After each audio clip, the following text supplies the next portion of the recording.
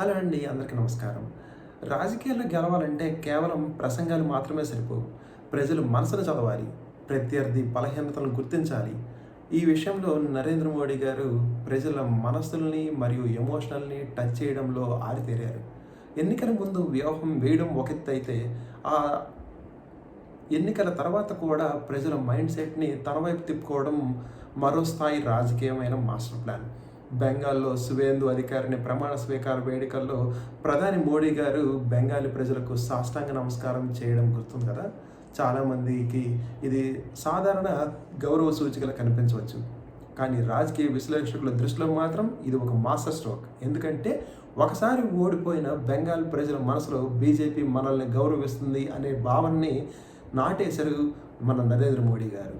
అలాగే దేశంలో minority majority సైకాలజీని ప్రధాని మోడీ గారు చాలా స్పష్టంగా చదివారు.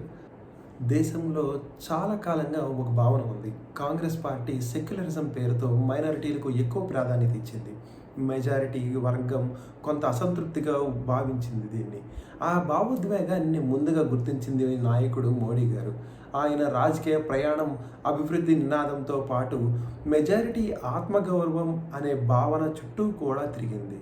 గుజరాత్ అల్లర్లు జరిగినప్పుడు మోడీపై తీవ్ర విమర్శలు కూడా వచ్చాయి. విదేశాలకు కూడా ఆయన్ను దూరంగా పెట్టాయి. అమెరికా వీసా కూడా తిరస్కరించింది. కానీ ఇక్కడే మనం ఒక విషయం గమనించాలి. ఆ వివాదాల తర్వాత కూడా గుజరాత్లో బీజేపీ వరుస విజయాలు సాధించింది. ఎందుకంటే మోడీ ఒక విషయం ప్రజల్లో బలంగా నాటగలిగారు. అదేంటంటే స్థిరతత్వం, శాంతి, అభివృద్ధి. ఆయన అధికారంలోకి రాకముందు తరచుగా కనిపించిన మత ఘర్షణలు తర్వాత చాలా వరకు తగ్గాయి అనే భావన అక్కడ ప్రజల్లో ఏర్పడింది. బీజేపీపై మతతత్వ పార్టీ అనే విమర్శలు ఉన్న ప్రజల్లో మరో కోణం కూడా చూస్తున్నారు. అదేంటంటే కుటుంబ పాలన తక్కువ కనిపించడం, పెద్ద స్థాయి అవినీతి ఆరోపణలు తక్కువగా వినిపించడం.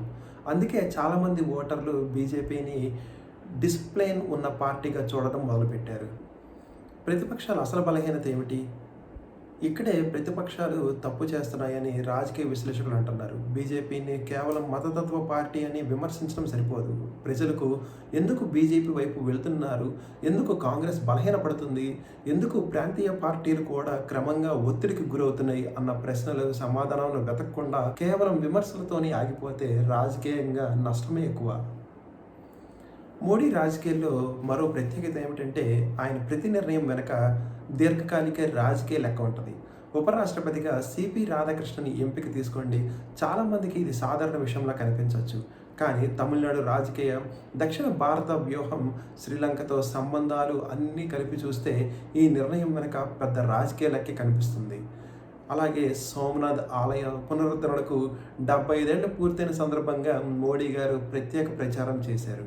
ఎందుకు సోమనాథ్కి అంత ప్రాధాన్యం ఇచ్చారంటే అది కేవలం ఆలయం మాత్రమే కాదు, ఇది ఒక హిందూ భావోద్వేగానికి ఒక ప్రతీకగా బీజేపీ దీన్ని ప్రజల్లో ప్రొజెక్ట్ చేసింది.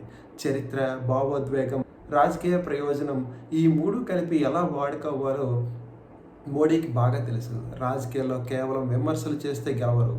ప్రజలు భావోద్వేగాలు, వారి అసంతృప్తి, వారి ఆశలు, వాటిని అర్థం చేసుకున్న వారే దీర్ఘకాలికంగా నిలబడతారు. ప్రతిపక్షాలు ఇంకా పాత రాజకీయాలకే పరిమితం అవుతాయా, లేక ప్రజల మనసును, మార్పును నిజంగా అర్థం చేసుకునే ప్రయత్నం చేస్తాయో లేదో ముందు మనం చూడాలి.